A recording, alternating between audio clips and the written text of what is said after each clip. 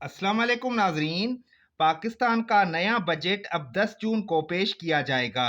क्या हुकूमत आईएमएफ के दबाव में है? क्या ईद की छुट्टियों का असर पड़ा है? और भारत के इल्जामात पर आईएमएफ का क्या रद्द-ए-अमल आया? जानिए आज की इस अहम खबर में। हमारे पास मौजूद है डा न्यूज़पेपर की एक हेडलाइन और नीचे कुछ बुलेट पॉइंट्स भी। इनमें जो भी डिफिकल्ट वर्ड्स थे मैंने उनको हाईलाइट किया है, तो आइए मैं आपको उनकी मीनिंग समझाऊं। हम स्टार्ट करेंगे हेडलाइन से। Budget put off to June 10 as talks with IMF continue. Put off का मतलब है मौखर करना, टॉक्स का मतलब है मुज़ाकरात, कंटिन्यू का मतलब है जारी रहना। आईएमएफ का फुल फॉर्म है इंटरनेशनल मॉनेटरी फंड। तो इसका मतलब होगा बजट 10 जून तक मौखर कर दी गई क्योंकि आईएमएफ से मुज़ाकरात जारी हैं। Decision follows inconclusive discussions with lender to avoid conflict with Eid holidays. Word है यहाँ पे इनकन्क्लूसिव डिस्कशंस, इसका मतलब है गैर हतमी बातचीत। लेंडर का मतलब है कर्ज देने वाला यानी कि आईएमएफ। अवॉइड कॉन्फ्लिक्ट का मतलब है टकराव से बचने के लिए। तो पहली बुलेट पॉइंट का मतलब होगा ये फैसला इसलिए किया गया क्योंकि कर्ज देने वाले इदारे यानी कि आईएमएफ के साथ बातचीत मुकम्मल नहीं हो सकी और ईद की छुट्टियों के साथ टकराव से बचने के लिए बजट का ऐलान मौखर किया गया। IMF spokesperson rejects Indian claims regarding misuse of funds by Pakistan. Misuse का मतलब है गलत इस्तेमाल करना, तो इसका मतलब होगा आईएमएफ के तर्जुमान ने भारत के उन इल्जामात को मुस्तरद कर दिया है जिनमें पाकिस्तान पर फंड्स के गलत इस्तेमाल का दावा किया गया था। President meets IMF delegation, praises it for supporting Islamabad economic stability. Word है डेलीगेशन, इसका मतलब है वफद। सपोर्टिंग का मतलब है सहारा देना। इकोनॉमिक स्टेबिलिटी का मतलब है मुआशी इस्तेहकाम। तो इसका मतलब होगा सदर पाकिस्तान आसिफ अली जरदारी ने आईएमएफ के वफद से मुलाकात की और पाकिस्तान की मईशत को सहारा देने पर उनकी तारीफ की। अब आइए हम डिटेल में बात करेंगे।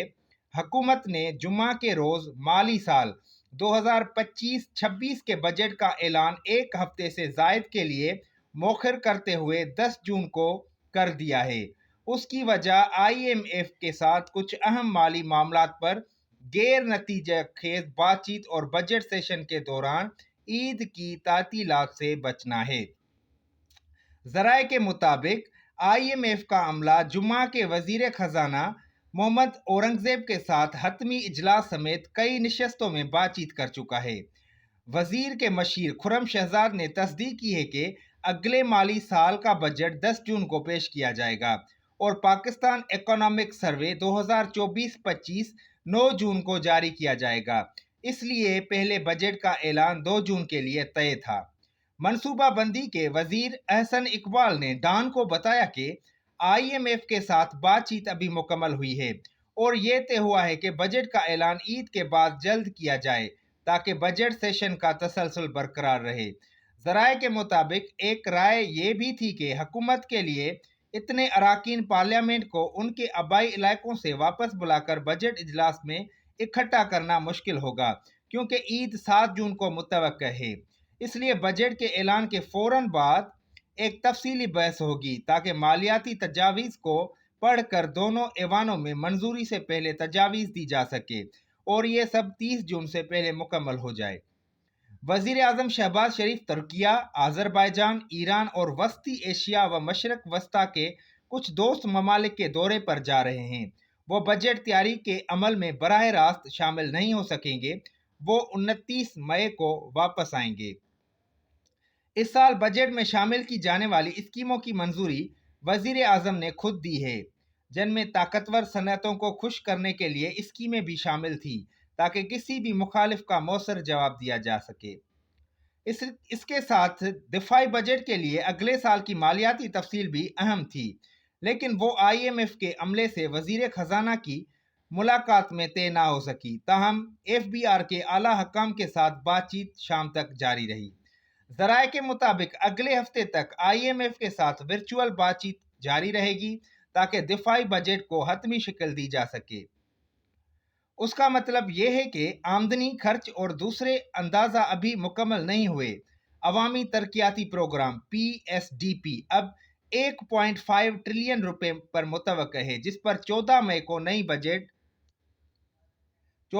नई बहस होगी। जराये का कहना है कि पेट्रोलियम पर टैक्स बढ़ाने का फौरी कोई मंसूबा नहीं, लेकिन कार्बन लेवी के नफाज पर गौर है, जो इब्तदाई तौर पर 3 रुपए फी लीटर से शुरू होकर 5 रुपए तक जा सकती है। ये रेजिलियंस सपोर्ट फंड के लिए जरूरी है। तनख्वाहदार तबके के लिए रिलीफ की तजावीज पर भी गौर जारी है, जिनमें टैक्स में रियायत और सब्सिडी का दायरे कार बढ़ाना शामिल है। इस पर हतमी फैसला वजीर आजम खुद करेंगे। IMF और पाकिस्तान के दरमियान बातचीत में एक और 1.4 अरब डॉलर की इमदाद की मंजूरी दी गई है, जो रेजिलियंस सपोर्ट फंड के तहत है। IMF के नुमाइंदे जोले कोजाक ने बताया कि पाकिस्तान ने बेशतर अहदाफ हासिल कर लिए हैं, उसे बुनियाद पर फंड्स जारी किए गए। उन्होंने वाज़ेह किया कि कर्जों का मकसद ज़र मुबादला के ज़खायर को मुस्तकम करना है, ना कि बजट का खसारा पूरा करना। एक भारतीय सहाफ़ी ने सवाल किया कि पाकिस्तान ने जो माली इमदाद हासिल की, क्या उसे दहशतगर्दी में इस्तेमाल किया जा सकता है? उस पर IMF के तर्जुमान ने कहा कि फंड्स सिर्फ ज़र मुबादला के ज़खायर के लिए होते हैं, हुकूमत को बराह रास्त नहीं दिए जाते। किसी और सहाफ़ी ने पाक भारत कशीदगी के हवाले से सवाल किया तो कोजाक ने कहा कि जब पाकिस्तान को बेल आउट पैकेज दिया गया, उस वक्त आलमी बरादरी ने मदद को सराहा था और फौजी मामलात के लिए किसी किस्म की इमदाद नहीं दी जाती।